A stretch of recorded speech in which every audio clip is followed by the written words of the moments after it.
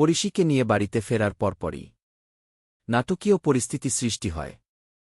গীতা ও মেহেক যখন পরিশিকে নিয়ে বাড়ি ফেরে তখন ঈশা ও বনি ক্ষোভে ফেটে পড়ে। তারা পরিশির চরিত্র নিয়ে সন্দেহ প্রকাশ করে এবং বলে, এমন এক মেয়েকে এই বাড়িতে রাখা মোটেই উচিত নয়। বনি সরাসরি পরিশিকে অপমান করে বলে, তোমার লজ্জা বলতে কিছু নেই? এখনও এই বাড়িতে পড়ে আছো যেখানে মেহেক আর স্বস্তিক। মেহেকের প্রতিবাদ ও প্রলয়ের হস্তক্ষেপ।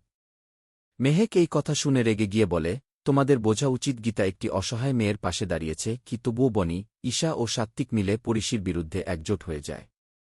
ঠিক তখনই প্রলয় এসে তাদের কড়া ভাষায় ধমক দেয়, সবকিছু জেনেও তোমরা পরিশির সম্পর্কে এরকম কথা বলো কিভাবে? পরিশি এই বাড়িতেই থাকবে গি।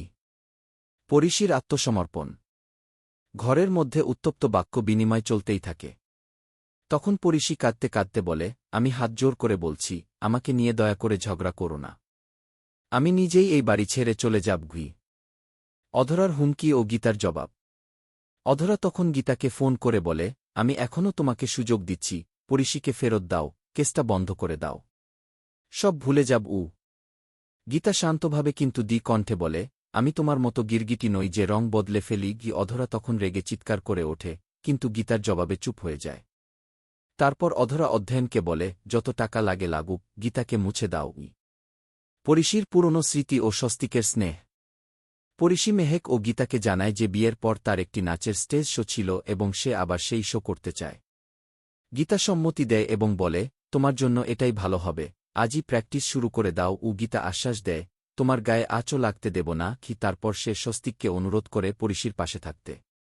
পরিশির ভালোবাসার স্মৃতি ও স্বস্তিকের অসাবধান উক্তি।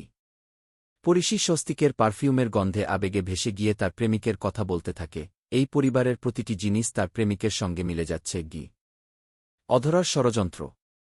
অন্যদিকে অধরা অধ্যয়নকে বলে, গীতার শ্বশুর অ্যাডভোকেট অগ্নিজিত মুখার্জির সঙ্গে তার একটা সময় কুকুর বিড়ালের মতো ঝগড়া হতো, সেটাকেই আমাদের কাজে লাগাতে হবে গি।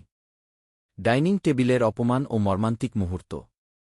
মেহেক ও গীতা যখন পরিশিকে ডাইনিং টেবিলে খেতে নিয়ে আসে তখন বনি বলে, ও যদি আমাদের সঙ্গে খায়, আমি খাব না। গেস্ট হাউস তো আছে, ও গেস্টও নয়। আশ্রয় দেওয়া হয়েছে শুধু। প্রলয়, রাকা ও অগ্নিজিত বর্ণিকে থামাতে চাইলেও ততক্ষণে অনেক দেরি হয়ে গেছে। পরিশি অপমান সইতে না পেরে ছুটে পালাতে গিয়ে মেঝেতে পড়ে যায়। স্বস্তিকের কেয়ার ও একটি বিস্ময়কর ইঙ্গিত। স্বস্তিক ছুটে গিয়ে পরিশিকে ওঠায় এবং বলে, আপনি এখন দেখতে পান না, তাই সাবধানে হাঁটতে হবে গু। তবে সে আরও বলে ফেলে, এই বাড়িতে আপনি আগে ছিলেন, তখন না হয় আপনার দৃষ্টি ছিল। পরিশি হতবাক হয়ে স্বস্তিককে প্রশ্ন করতে থাকে, আমি এই বাড়িতে আগে ছিলাম মানে কি? আপনি কি বলতে চাইছেন? স্বস্তিক কিছু বলতে চায় না, কিন্তু পরিশির সন্দেহ ক্রমেই ঘনীভূত হতে থাকে।